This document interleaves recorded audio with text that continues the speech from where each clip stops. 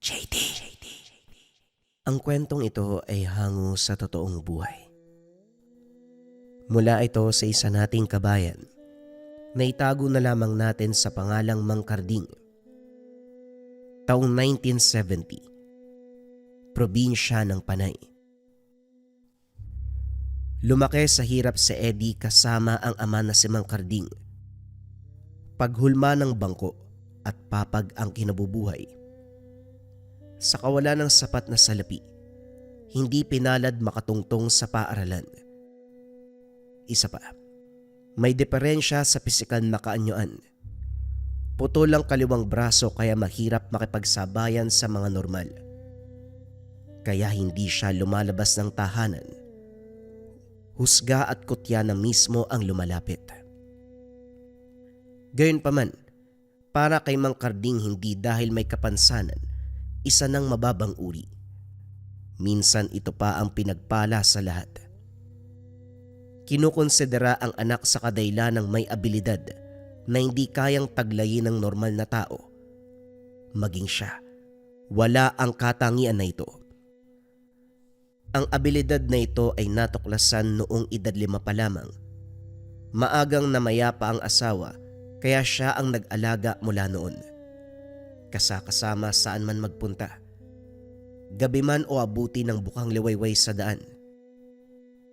Isang araw, sa lakas ng buhos ng ulan, hindi magawang makauwi ng maaga. Panay silong sa bahay na mararaanan. Nang binaybay ang kabundukan, makailang ulit tuminto si Eddie. Titig na titig sa masukal na bahagi, sabay sabing may halimaw. Nung una, hindi maunawaan pero napagtanto na habang tumatagal. Nasundan ang pangyayaring iyon nung araw na bumisita sa tahanan ng kumpare. Masama ang panahon kaya napilitang magpalipas ng gabi. Balisa si Eddie, hindi makatulog. Makaraan ang ilang oras ginising ang lahat. Sumigaw na may kung ano sa labas. Otomatikong kumilos ang kumpare. Bumunot ng itak at binuksan ang bintana. Hinamon nito ang nilalang na ilang sandali lang ay naglakas loob na magpakita. Hindi naman lumapit. Nag-iwan ng nakakakilabot na angil bago umalis. Laking pasasalamat dahil sa ginawa ni Eddie, nailigtas ang asawang buntis. Pagkatapos nun may nangyari na naman. Habang lula ng bus pabalik ng probinsya, panay ang titig ni Eddie sa matanda. Nakaupo ito sa pinakadulo. Kung titignan medyo kahina-hinala ang kilos dahil balot ang katawan. Kung makatingin, mabigat ang presensya. Sa unahan nakapwesto ang may sakit na kakalabas lang galing sa ospital. Nagrereklamo ang kasama nito dahil malusog naman sana pero unti-unting nangihina. Pasimpleng kumalabit si Eddie, sinabing gawa ito ng aswang. Walang kabog-abog na tinuro ang matanda sa likuran. Hindi nakapagsalita ang lahat. Nagtataka na nakatitig sa matanda. Maya-maya pa ay nagmamadali ito sa pagbaba. Nagulantang man sa natuklasan, nagpapasalamat ang kaanak ng pasyente dahil sa ganung paraan naagapan ang trahedya. Pagdating naman sa mismong probinsya, kagad dumako ang tingin sa puno ng dalakit. Maya-maya pa, nagsabi na mag-asawang engkanto ang nakatira. Sa punso naman na nasa hindi kalayuan, magkapatid na duwende ang nananahan. Nilinaw pa ni Eddie, mabait ang mga engkanto sa puno at salbahe naman ang mga duwende doon sa punso. Si Lola na nakikinig, hindi inasahan ang lahat ng ito. Karding, hindi man pinalad sa pisikal na anyo-ano. Bumawi naman ang anak mo sa kakayahan na matukoy ang elemento sa paligid. Narinig mo naman siya kanina. Wika ni Lola Monay. Naniniwala ka sa sinasabi ni Eddie. Malay natin gawa-gawa lang niya yan. Tugon ni Mang Karding. Sinubukan ang paniniwala ng matanda. Tama ang bata. Kinumpirma na ng albularyo na merong mga nakatira sa sinabi niya. Minsan na nga may nabiktima, pero yung mga duwende lang kasi. Hindi na nanakit yung mga engkanto dyan sa puno. Subukan mo kaya ang kakayahan ni Eddie. Malay natin, higit pa dyan ang magawa ng bata. Nano, ipasok siya sa pagiging albularyo. Nako, hindi nga po ako pumayag nung ako eh. Nung ako yung kinukumbinsi nyo, yung anak ko pa kaya. Huwag na po nating iabot sa ganyang usapan. Gusto po naming mamuhay ng payapa. Susubukan lang naman ito talaga. Kung sa bagay, magulo nga kapag isa kang albularyo. Maraming kalaban, hindi lang tao. May mga aswang at iba pang elemento. Idagdag pa ang bigat ng responsibilidad kapag may ginamot ka tapos hindi na buhay ang pasyente. Ikaw naman ang papatayin sa sisi, ano? Tama ka. Huwag na nga lang, ano? Habang nagkakape sa kusina, tanaw ni Mang Karding ang anak sa labas. Nakikipaglaro ito sa aso. Hindi maiwasang makaramdam ng bigat sa kalooban sa pisikal na anyo ng bata. Hindi niya pa ito nakitang may kausap na kaedad. Kung meron man, puno ng pagtatalo dahil kinukutya at pinagtatawanan. Tanging kausap ni Eddie, mga alagang hayop kagaya ng aso, pusa, manok at iba pa. Maya-maya ay merong lumapit. Labis ay kinagulat dahil ang bata mismo ang nag-abot ng palad para makipagkamayan, tanda ng pakikipagkaibigan. Sa unang pagkakataon, lumawak ang ngiti ng anak. Napukaw ang damdamin habang pinapanood ang mga ito. Nag-uusap at nagtatawanan. Subalit sa kabilang banda nawala ang tuwa ng masipat ang salamin. Nakarap ito kung saan nakapwesto ang mga bata. Ngunit sa hindi inaasahan, refleksyon lang ni Eddie ang nakikita. Anumang kusot ng mga mata ni Mang Karding, hindi ito isang guni-guni. Sa takot kagad tinawag ang anak. Nasilayan sa malapitan ang itsura ng bata. Kakaiba ang kaputian. Maganda ang muka sa malayuan pero hindi ito kaaya-aya kapag titignan ng matagal. Na parabang sa bawat segundo nag-iiba ang anggulo. Pinaghalong asul at berde ang mga mata. Kakaiba ang kislap. Walang guwit sa pagitan ng ilong at bibig. Bumulong ito kay Eddie. Kumaripas ng takbo pagkatapos. Naupo si Mang Karding sa harapan ng anak. Tulalang nakatitig. Hindi makapa ang tamang salita.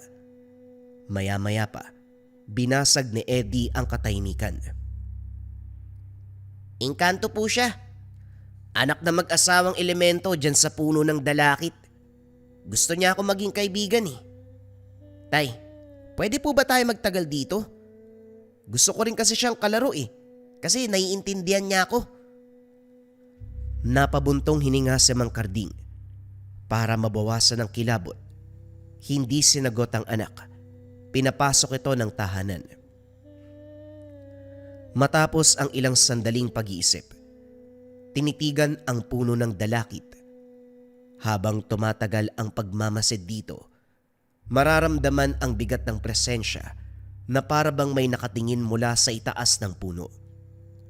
Sunod-sunod ang pagkahulog ng mga dahon kahit walang hangin. Ang nahuhulog naman ay hindi tuyo. Napatanda na lamang ng krus bago umalis. Sa tahanan muna sila nagpalipas ng gabi. Nakiusap si Lola Monay dahil kinabukasan maagang mag-aani sa bukid. Kinakailangan ng dagdag tao para sa paggapas. Hindi na malaya ng oras. Nagising na lang dahil sa pagsulyap sa kabilang papag wala ang anak. Kagad din itong nakita. Bukas ang bintana at natanaw sa labas. Kausap ang bata na sinasabi nitong engkanto. Masayang tignan Pero dahil sa katauhan ng kasama na bahala si Mang Karding, dali-daling lumabas. Tinawag pero ayaw nitong magpaawat. Nagpaalam na lalabas muna kasama ang batang engkanto. Hindi na napigilan dahil kumaripas ng takbo. Balisang nag-antay sa bakuran.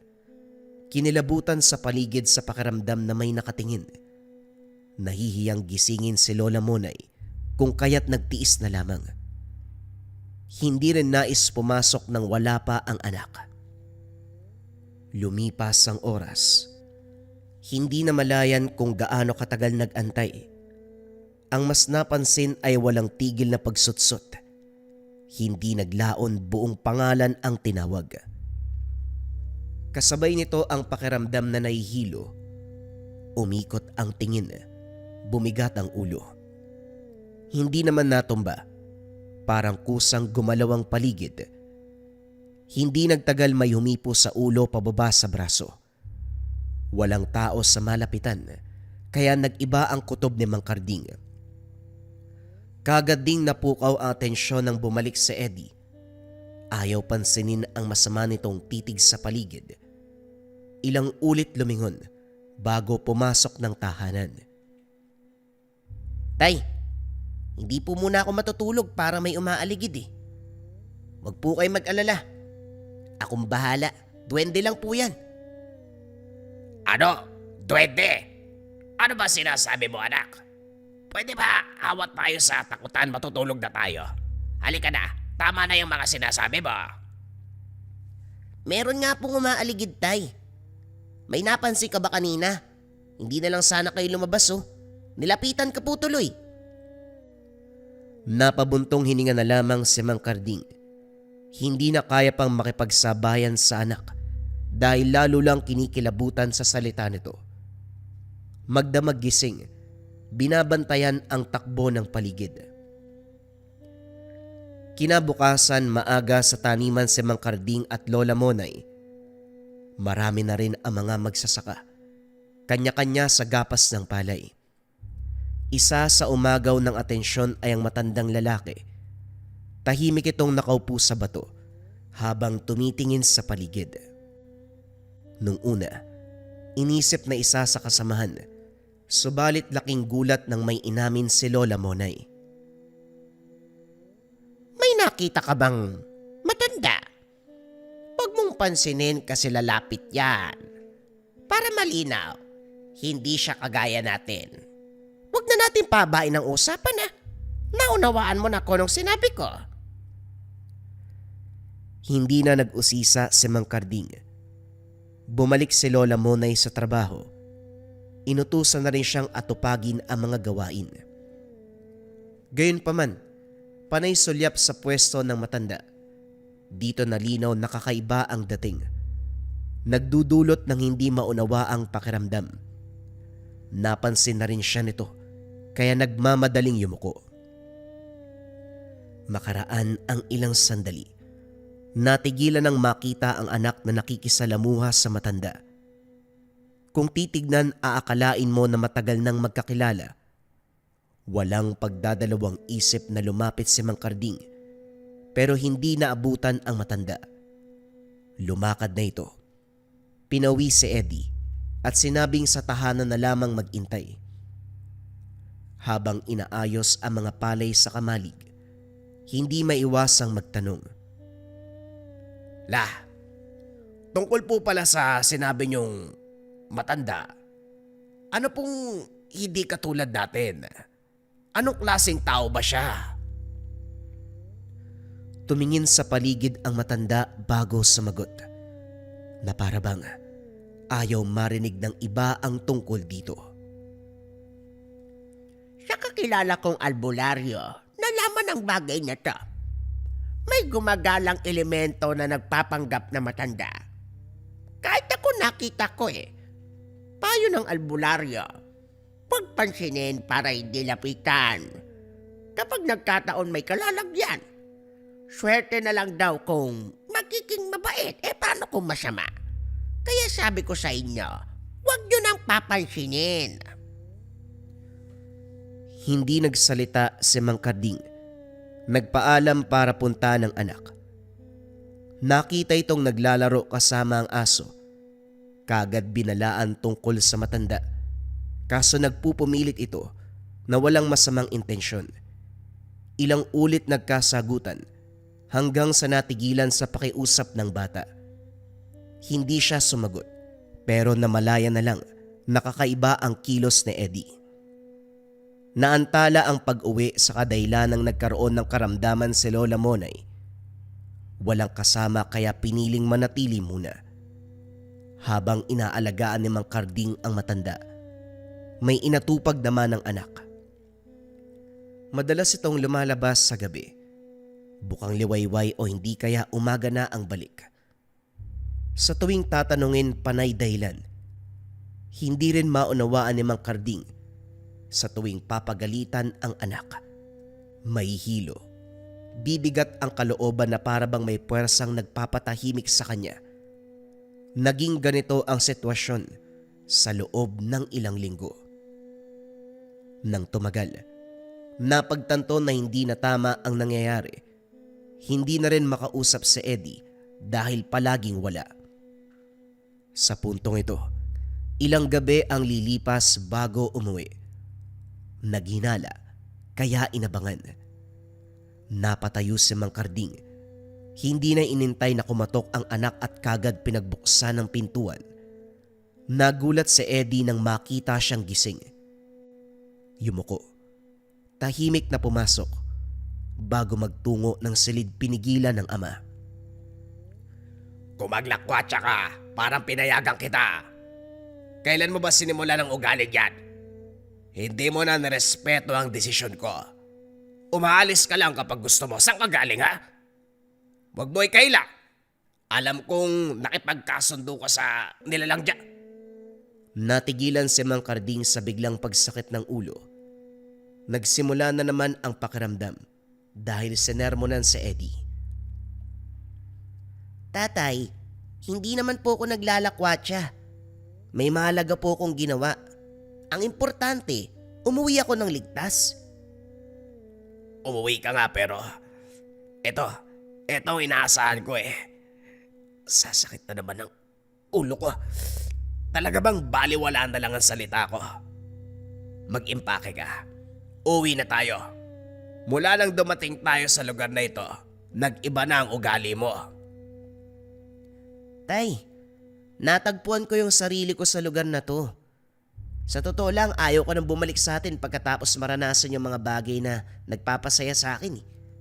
Isa pa, hindi ba sabi mo nun, pinagpala ko sa lahat sa kabila ng kapansanan ko. Ngayon sinasamantala ko po yung pagkakataon na magamit ang abilidad ko. Bakit ikaw po yung pumipigil sa akin? Natigilan si Mang Karding. Ito na ang puntong kinakatakutan. Aminadong namamangha sa abilidad ni Eddie. Nakakakilala ng iba't ibang uri ng elemento.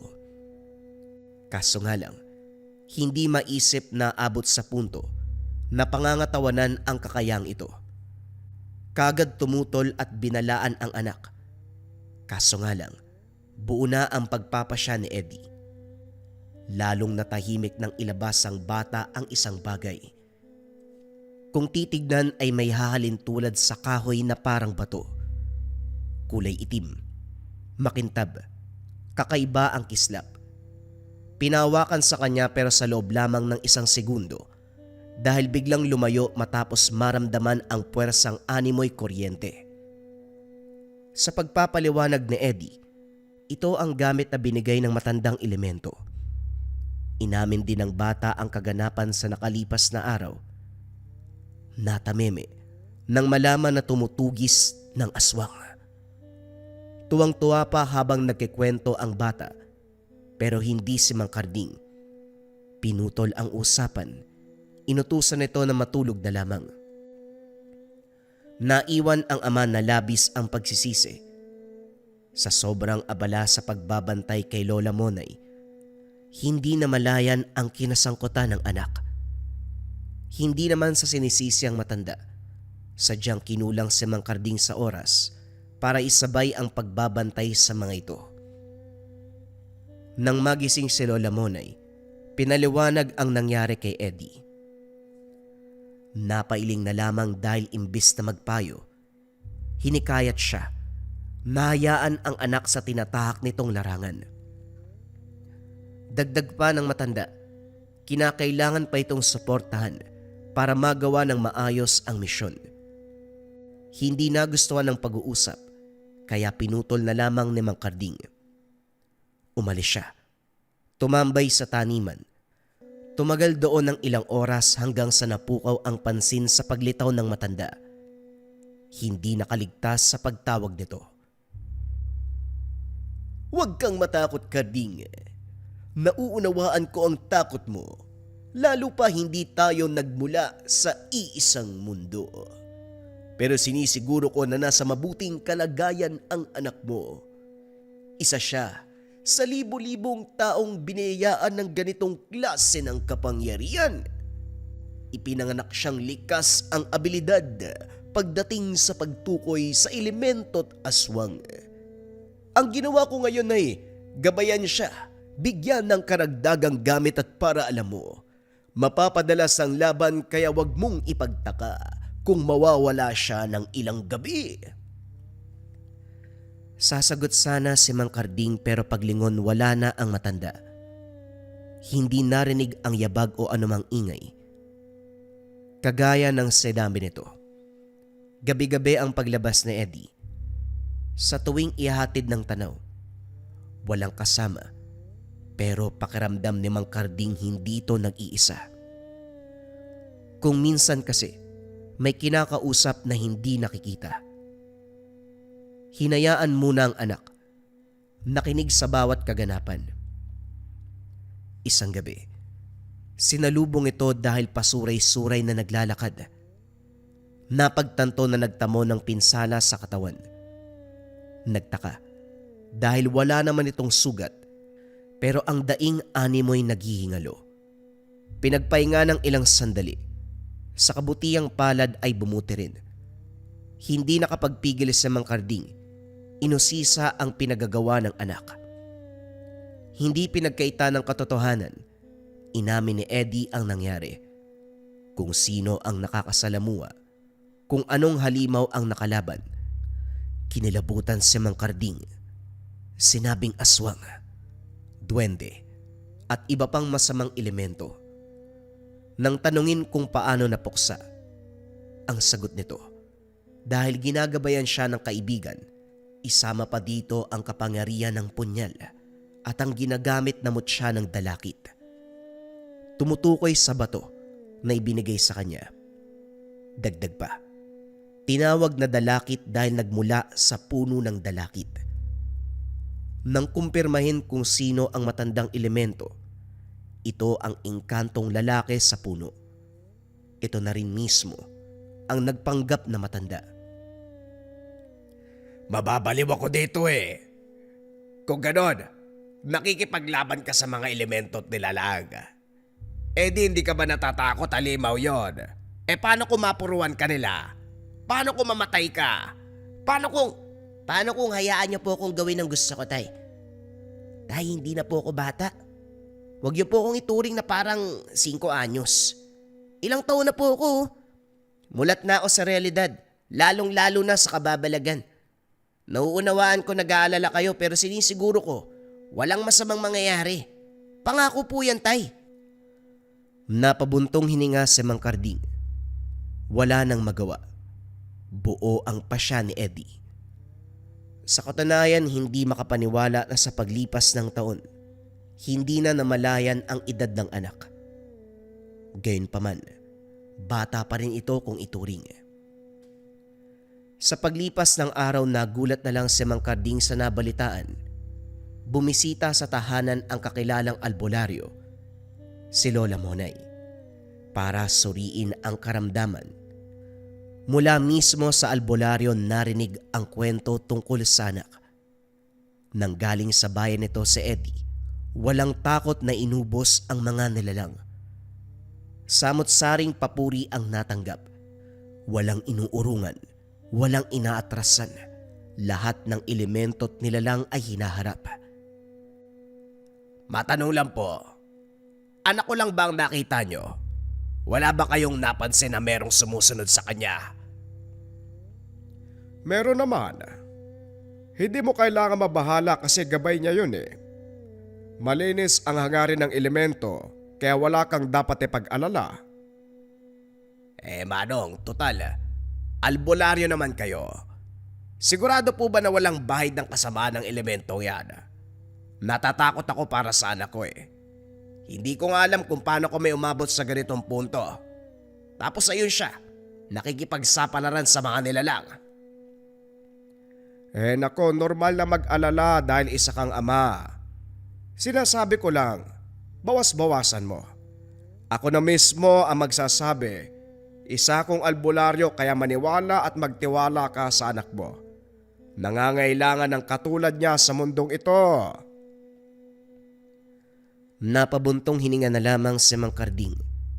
Kahit taong may karunungan man ang nagsabi, hindi pa rin maiwasang maalerto sa sitwasyon. Kinagabihan, hindi mapakali dahil lampas sa oras kumpara sa madalas na uwian. Labas-pasok ng tahanan, panay silip kung narya na ba ang anak. Makaraan ng ilang sandali, nakarinig ng ingay sa hindi kalayuan, daing at pag-angil ng halimaw. Sa ideyang baka si Eddie, hindi nakapag-isip ng maayos si Mang Karding. Bumunot ng itak at nagmamadaling hinanap ang pinagmula ng ingay. Mula roon, nakita ang tagpo kung saan nakikipaglaban ang anak sa isang halimaw. Malaki ang hubog na pinaghalong tao at hayop. Masyadong mabilis ang kaganapan. Namalayan na lang ni Mang Karding, tumilapon ang anak. Nakagante naman ito kaso nga lang muling tumilapon hanggang sa dumagan at walang tigil na hinagupit ng atake si Eddie. Maya-maya pa umangil ng malakas. Sinabayan ng daing ng anak. Sa iyaw ay masasabing nasasaktan. Puno ng dugo sa bahaging iyon. Sa isip-isip si Eddie ang napuruhan. Manlulumo na sana pero biglang bumagsak ang nilalang. Tumayo ang anak. Pasimpleng tinarak sa ulo ang hawak na patalim. Hindi inasahan ang nakita. Si Eddie, parang magiting naman dirigma sa paningin ni Mang Karding. Pakiramdam niya, nawalay sa mahabang panahon kung kaya't hindi namalayan ang pagbabago ng anak. Patpati ng katawan pero kung kumilos animoy higante, makikipagbanggaan sa mga kalaban. Pag-uwi, kinausap ito pero panay iwas. Inunawa na lang muna at hinayaang magpahinga. Magaling na ako. Pwede nyo na akong iwan kung gusto nyong umuwi sa inyo. Pasensya na kung naistorbo ko ang oras mo, Karding. Bakit parang natulala ka naman ata? Anong iniisip mo? Sa tingin mo ba, ginagawa ni Eddie ang dapat? Sa totoo lang natutuwa ako noong una na may abilidad ang aking anak. Pero ngayon hindi ko na po alam kung anong mararamdaman. Nakita ko siya kung paanong lumaban kagabi. Ibang-iba na siya sa nakilala kong Eddie. Nako, Karding. Normal na mapapatanong ka sa nangyayari. Siyempre anak mo ang pinag-uusapan. Kung wala namang reklamo si Eddie sa ginagawa niya, hayaan mo. Pero dapat nariyan ka pa rin upang gabayan siya. Kailangan ng malalim na pangunawa ang ganyang bagay. Dahil may kinalaman sa kababalagan at pakikipaglaban sa mga elemento. Tatagan mo ang paniniwala. Suportahan mo ang bata. Napabuntong hininga si Mang Karding. Sa kabilang banda, hindi pa rin matanggap ang kinahinatnan ng anak. Kinausap ito. Inamin ni Eddie na natutuwa siya sa ginagawa. Nakiusap din na wag muna silang umalis at manatili sa lugar. Kaso nga lang nagpa siya si Mang Karding. Iniwanan ang anak sa pangalaga ni Lola Monay. Hindi dahil natatakot siyang harapin ang tinatak nitong landas, kundi para sa naiwan na responsibilidad sa bahay. Pag-uwi, buhos ang atensyon sa paghulma ng papag at bangko. Ilang beses suminto sa tuwing sasagi sa isipan ng anak. Binabagabag sa ideya kung kaya't napilitang bumalik sa probinsya. Sa daanan pa lamang kapansin-pansin ang grupo ng kalalakian nakapwesto sa likuran ng bus. At kung titignang mabuti, may kakaiba sa mga ito. Panay lingon si Mang Carding dulot ng kuryosidad. Kagad siyang nilapitan ng konduktor at binalaan. Walang malinaw na paglalarawan, pero piniling sundin ang payo. Pagbaba ng terminal, dire-diretso ang lakad ni Mang Carding para sa susunod na sakayan. Bumigat ang pakiramdam dahil nakasunod pa rin ang grupo. Sakto namang naraanan ng konduktor na pauwi na rin. Kaya naman pinaangkas ng motorsiklo. Hindi maunawaan kung bakit binilisan ang pagmamaneho na halos paliparin ang sinasakyan. Nang medyo makalayo, doon lang nagsalita. Iyo, may sasabihin ako sa'yo. Yung nakita mo, mga tamawo, uri ng aswang na madalas talaga sa lugar na ito. Ako man nagulat kung bakit sila bumaba ng kabundukan. Nagtatago lang naman ang mga yon, pero kanina sumakay pa ng bus. Wika ni Mang Elias. Habang nakikipag-usap, hindi napansin ang pagsunod ng mga nilalang. Maya-maya pa, naramdaman na lang ni Mang Carding ang paghapdi ng likuran. Sa paglingon bumungad ang mga limaw. Humahabol ito sa kanila. Binilisan ni Mang Elias ang pagmamaneho. Inabutan ng patalim si Mang Carding para pansamantalang panakot sa mga ito. Panay ilag para makaiwas sa mga atake. Parang mga gutom na hayop na humahabol. Bata! Bata! Ikaw yung mananugis, hindi ba? Hinahabol kami ng mga tamaho. Napalingon si Mang Carding sa tinawag ng kasama. Inhinto ang motorsiklo sa tapat ni Eddie. Ako na pong bahala sa kanila. Ihatid nyo na lang po ang ama ko sa malapit na pagamutan. Bago makasagot, hinarap ni Eddie ang mga kalaban. Dumiretso na rin sila sa albularyo. Si Mang Tomas ang bumungad. Ginamot nito ang sugat na dulot ng aswang. Langis at orasyon ang pinangtapat. Nang mahimasmasan, saka lang napag-usapan ang pangyayari. Hindi mo naman sinabi na anak mo pala yung mananugis. Alam mo, namamangha ako sa batang yun, ha? Walang takot. Yung asawa ko buntis. Nung nakaraang buwan, dinalaw ng aswang, ha? Saktong dumating yung batang yun, nailigtas doon sa kabilang sitio. Inatake ng balbal yung lamay. Walang lusot pa rin sa anak mo. Napakahusay na bata. Hoy, hoy, hoy. Ako ang unang namangha dyan bago ikaw, ha? Teka, Ikaw naman, bakit parang may pag-aalinlangan ka pa rin, Carding? Huwag mo sabihin na labag pa rin sa kalooban mo ang ginagampanan tungkulin ng anak mo. Manong sabihin mo sa akin, sinong ama ang papayag na isa lang ang anak sa labanan? Tapos sa mga kalaban hindi ordinaryong nilalang. Ayos lang sana kung ligaw na hayop eh. Aswang ang pinag-uusapan dito. Nauunawaan ko ang punto mo.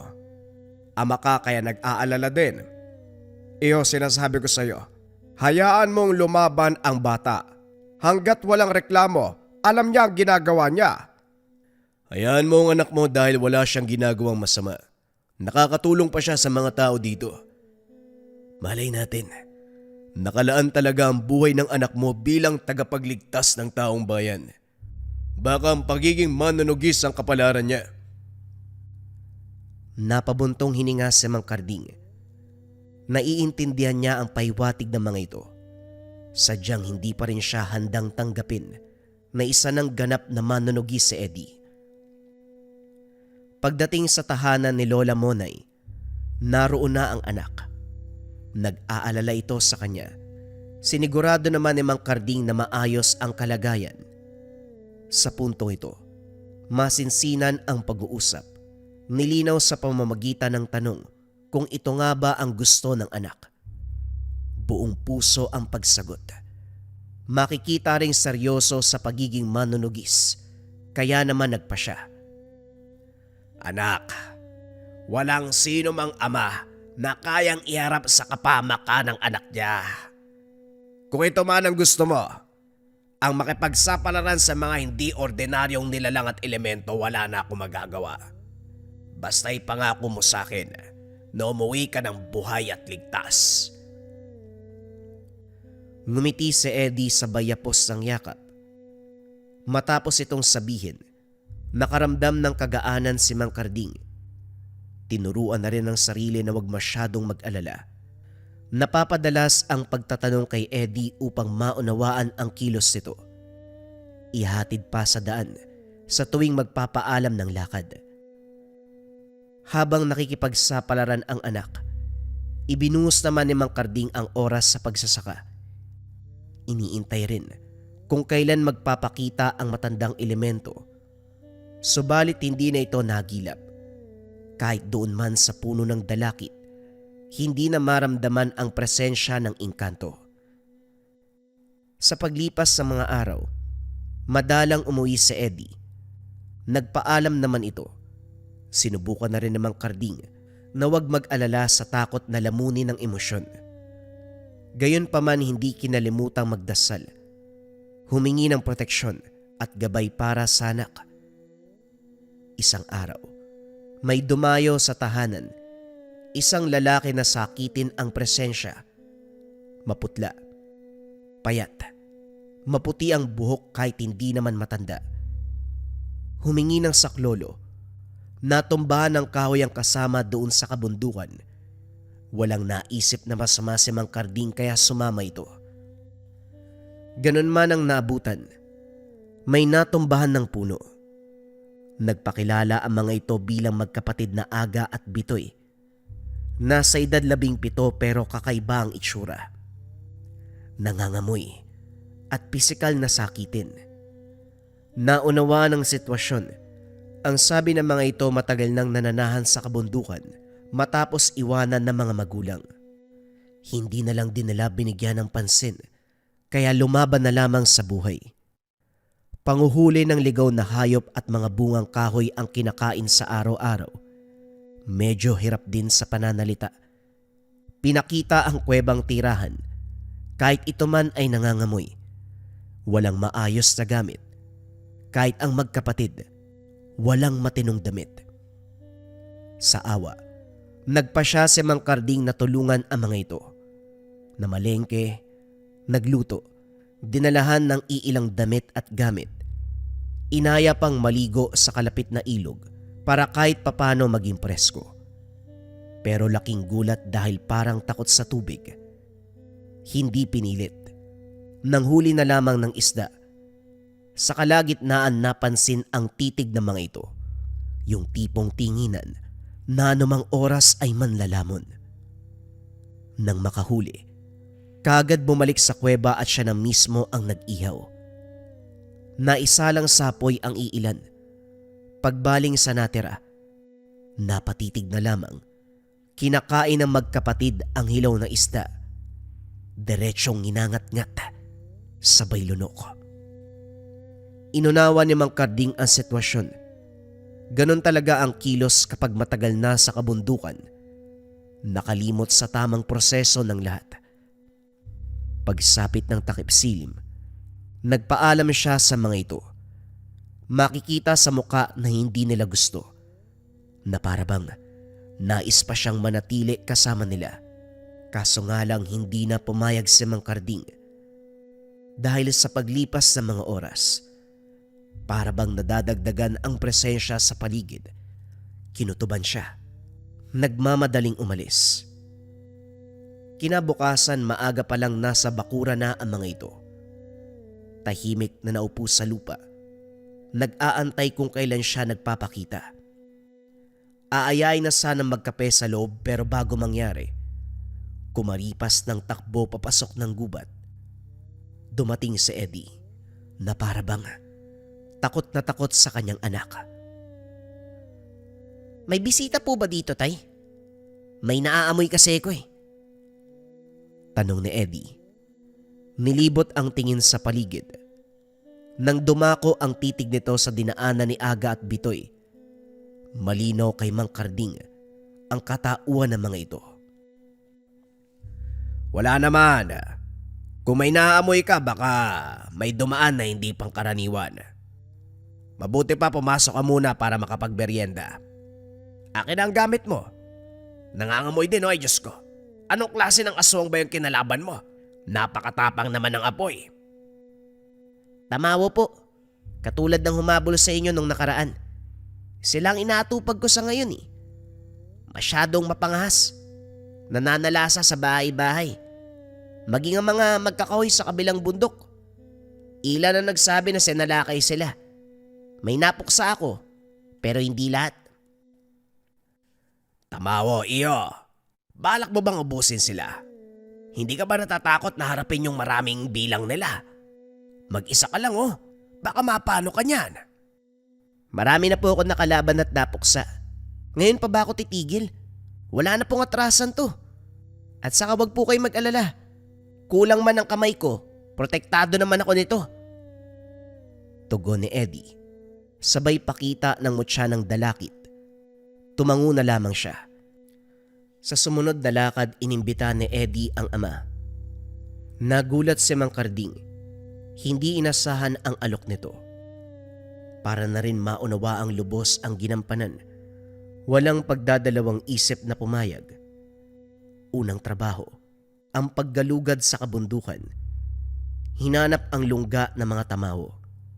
Pinakita ni Eddie ang dalawa sa kuwebang nangangamoy abo. Dito nagkaroon ng laban at sa mismong tirahan sinunog ang mga bangkay. Napailing na lamang si Mang Karding habang pinagmamasdan ng tingin ng paligid. Maraming puto. Tira ng nasunog na mga katawan. Sa kalagitnaan ng paglilibot, nasipat ang iilang figura sa kalayuan. Nang magtungo sa kabilang kuweba, nakasunod pa rin ang mga ito. Dito naghinala kung kaya sinabihan si Eddie. Ang sabi ng anak, hayaan itong sumunod. Patuloy sa paglilibot sa lugar hanggang sa nahulog sa bitag ang mga ito. Nagtago si Mang Karding habang si Eddie ang humarap sa kanila. Walang kurap na pinagmasdan ang kilos ng anak. Binulungan ng itak. Umihip ng dasal sa hangin. Pagkatapos ay nagpakita sa mga kalaban. Dito lumabas ang tunay na anyo. Mula sa pagiging tao, nagpalit ng wangis bilang mga tamawo. Halos butot balat ang katawan. Maputla ang balat. Mahaba ang maputing buhok. Matutulis na mga kuko at pangil. Nanlilisik ang mga mata. Matulis ang tenga. Mabilis at malikse ang kilos. Isang tingin, nakakapagpalit na ng pwesto. Hindi lang yun, palaging nauuna sa pag-atake. Ilang beses tumilapon si Eddie sa unang sandali ng bakbakan. Panaylunok si Mang Karding para pigilan ang sariling sumigaw. Nangangate ang kamay na nakisali sa laban. Kaso nang ibabaw ang takot kung kaya't nanatili sa pagtatago. Hindi nagtagal, unti-unting nakahinga ng makabuelo si Eddie. Nasasabayan nito ang galaw ng aswang. Mabilis na itumba ang isa matapos sumalubong sa patalim. Direktang tumagos sa leeg. Ang kasama sa kabilang banda, nagawang makatakas. Hinabol pero pumigil ang napuruang tamawo. Kahit naghihingalo na, umatake pa rin. Pinugutan ito ng ulo para matapos. Napabuga ng hininga. Tuluyang nakatakas ang isa. Gayunpaman, hindi nawala ng pag-asa si Eddie. Nilisan ang lugar matapos masunog ang katawan. Anak, talaga bang tama tong ginagawa natin? Imbis na sunugin, binitbit pa ang ulo. Anong gagawin mo dyan? Ereregalo lang po natin sa kasama niya. Tay, pwede ka na ding umuwi. Sinamahan mo na ako sa paggalugad ng mga elemento. Hanggang doon lang po ang matutulong nyo. Hindi maaari. Nandito naman ako eh. Sasamahan na kita hanggang sa matapos. Magtatago naman ako kapag nandyan na ang kalaban ha. Huwag ka mag-alala. Maigpit ang pagtutol ni Eddie. Hinatid sa paanan ng kabundukan at pinauwi. Pagdating sa tahanan, nagulat na lamang sa nakita. Dugo kung saan-saan. Bakas ng kuko sa dingding at sahig. Pagsilip sa kwarto, nakahimlay si Lola Monay. Wala nang buhay. Wakwak ang tiyan at gutay-gutay ang laman. Nagtanong sa mga kapitbahay pero wala silang alam sa pangyayari.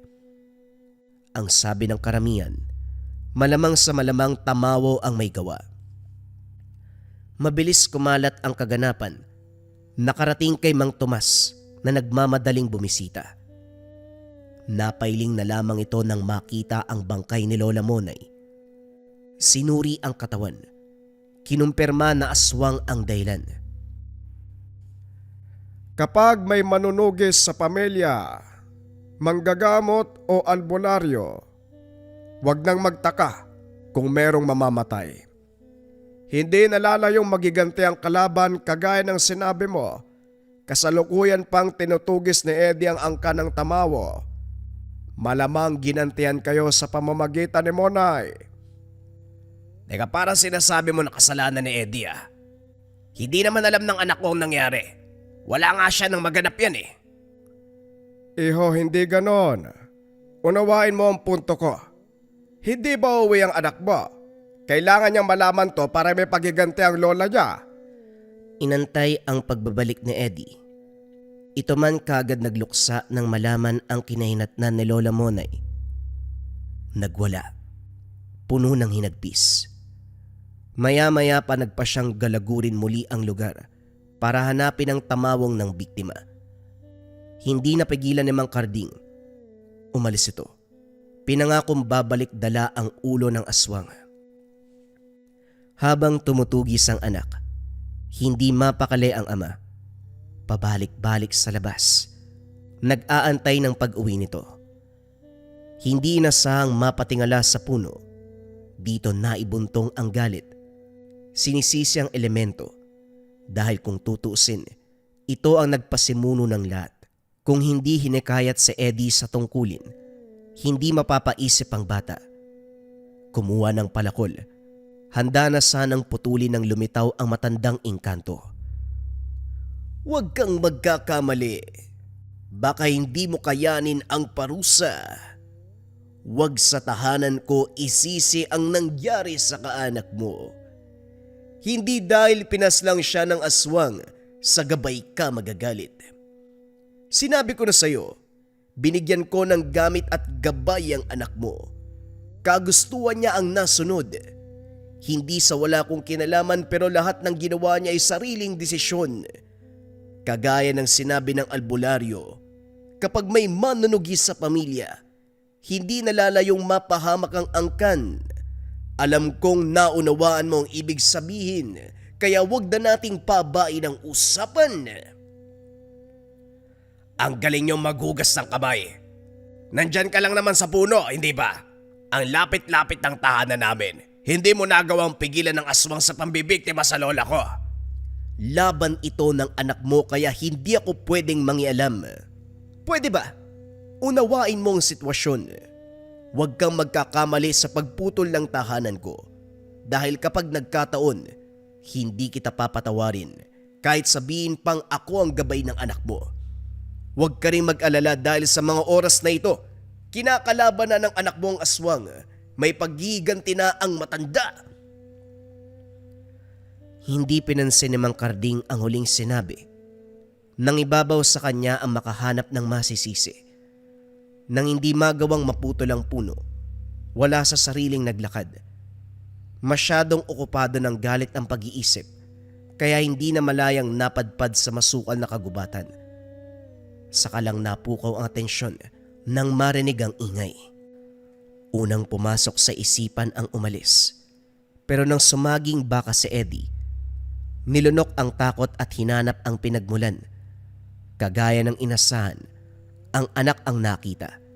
Kasalukuyang nakikipaglaban sa grupo ng mga tamaho. Pakiramdam ni Mang Karding mababalian ng leeg sa paghabol ng tingin sa mga galawan. Sobrang bilis. Nakala mo hangin na nagbabanggaan. Kaliwat kanan ang pagtilapon. Dumagungdong ang hiyaw ng mga nilalang. Ilang sandali pa isa-isang natumba matapos hagupitin ng itak. Matutuwa na sana dahil naubos. Subalit laking gulat nang biglang bumangon. Maging si Eddie ay hindi makapaniwala. Walang pagdadalawang isip na sinugod. Sa pagkakataong ito nakaisip si Mang Karding. Tinawag si Mang Tomas para tulungan ang anak. Wala itong reklamo. Kagad sumama. Pagdating pa lamang natigilan na.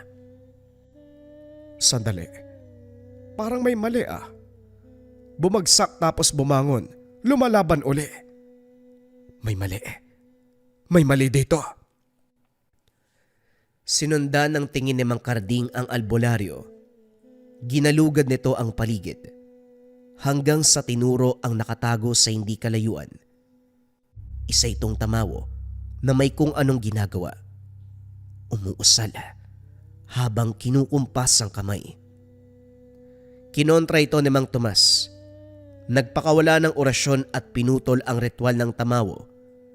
Napatingin ito sa direksyon nila. Kumaripas ng takbo. Dito tuluyang naibagsak ni Eddie ang mga kalaban. Iniwan sa ama at albularyo ang pagsusunog ng mga bangkay. Sa kabilang banda, dahan-dahang pumasok ng kuweba si Eddie kung saan nagtungo ang tamawo. Humakbang pa lang, amoy na ang samyo nito. Maya-maya pa tinambangan at nakipagbuno. Sandaling natigil nang dumaplis ang sandata. Nananahimik kami pero ikaw ang nanggulo. Ngayon na gumaganti kami, parang ikaw pa ang galit. Hanga ako sa'yo. Isa lang ang kamay mo pero mabangis kang lumaban. Pumasok ka sa teritoryo ko. Ibig sabihin, hindi ka na makakalabas. Tignan mo ang mga bungo na yan. Hindi mo mabilang sa dami. Idadagdag ko ang sayo. Ganyan din ang sinabi ng mga nakalaban ko eh. Pero dinala lang sa hukay ang banta nila. Para itama ang sinabi mo, hindi ko kayo tutugisin. Kung wala kayong ginagawa, makati ang dila ng mga nasasakupan mo. Bumaba ng kabundukan, nagasik sa bayan. Alangan naman pabayaan ko. Tinuruan ko lang ng kaunting leksyon. Malas nila, hindi kinaya. Masyado ka mayabang. Tapusin na natin to para malaman kung sino sa atin ang mapupuksa. Inihanda ni Eddie ang sandata, kaso natigilan na magpakawala ng orasyon ng tamawo. Naguluhan dahil ito ang unang beses na nakasagupa ng aswang na marunong sa ganong bagay. Natigilan siya. Hindi malaman kung paano kukontrahin. Maya-maya pa nakaramdam ng bigat sa dibdib. Nahirapang huminga. Animoy may puwersang pumipigas sa katawan. Maging ang kanyang ulo. Pakiramdam ay mawawasak anumang oras. Malawak ang ngiti ng tamawo. Kinukutya ng tingin si Eddie. Sa kabila ng atake nito, nanatiling matatag. Hindi naglaon may narinig na boses. Tinuro ang nararapat gawin. Hinugot ang mutya ng dalakit. Kinagat ito. Sa hindi inaasahan na tipak, nagkaroon na rin ng karagdagang lakas. Nagawang lapitan ang tamawo. Bago ito makapagsalita, walang pagdadalawang isip na tinaga. Ang tipak ng mutya ay pinalunok. Kagad ng isay. At kahit nasa ganong sitwasyon, patuloy pa rin sa pagsambit ng orasyon. Maya-maya pa, sariling atake ang tumapos ng buhay. Hindi na pinatagal. Iniwan ang kuweba habang nag-aapoy ang katawan ng aswang. Laking pasasalamat ni Mang Karding nang makita ang anak. Pinagsamang pagod at pighati ang pinapaywatig ng muka. Habang nagluluksa sa kamatayan ni Lola Monay, Bigla itong nagsalita. Tay, binago ko ang tungkulin ko. Sinabihan ko si Tandang Kanto. Imbis na maglibot sa lugar para hanapin ang lungga ng kalaban, kung sinong nabutan sa daan, yun lamang ang tutugisin ko. Namatay si Lola Monay dahil sa ginagawa ko eh. Iyo, hindi ito dahil sa'yo. Nagkataon lang ang lahat. Huwag mong sisihin ang sarili mo. Lahat ng tao may hangganan. Hindi rin natin mapipilit ang tadhana na patayin tayo sa mas magandang paraan. Kung ang kapalaran ni Lola Monay ay mamatay sa pambibiktima ng aswang, yun ang mangyayari. Mabigat sa loob ang makita ang anak sa ganong sitwasyon. Hindi rin niya pinigilan ang desisyon nito. Pagkatapos ng libing, bumalik ng tahanan at kagaya ng sinabi ni Eddie, hindi na siya nagpupunta kung saan para mahanap ang kalaban, saka lang kikilos kapag may nabalitaan o naaktuhan sa daan. Mas pinili nito ang kapayapaan kumpara sa araw-araw na pakikipagsapalaran sa mga aswang. Sa paglipas ng panahon, hindi tinalikuran ni Eddie ang pagiging manunugis. Kapag kinakailangang rumesponde, nakahandang lumusog. Paminsan-minsan, sinasama siya ni Mang Tomas kapag may kinalaman sa aswang o elemento na hindi kayang mag-isa. Todo suporta si Mang Karding para sa anak. Magmula nun, hindi na rin nakita si Tandang Kanto ang kanyang gabay. Hindi na rin nakabalik sa probinsya kaya wala nang balita.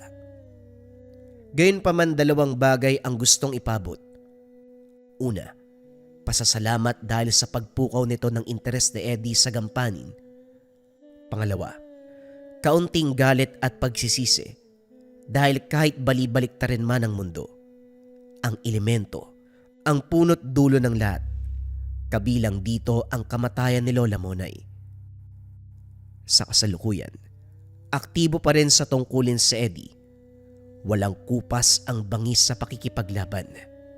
May kapansanan man kung titignan, hindi maitatanggi ang lakas sa kapangyarihan ng isang bata na laki sa hirap. Depensa sa lahat ng uri ng sumpa na may kasamang rebuelta o balik-sumpa. Ito ang Marahuyo Bracelet. Napakarami ng natulungan ng Marahuyo. Mula sa pagbibigay ng ginhawa sa nararamdamang sumpa at pagbabalik ng sumpa sa mga taong nang biktima sa kanila.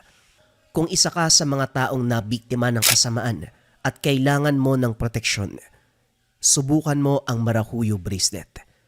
Kung interesado ka, i-search mo lang ang shop ng Lika Merchandise Marahuyo Bracelet. Mag-ingat sa mga scammers.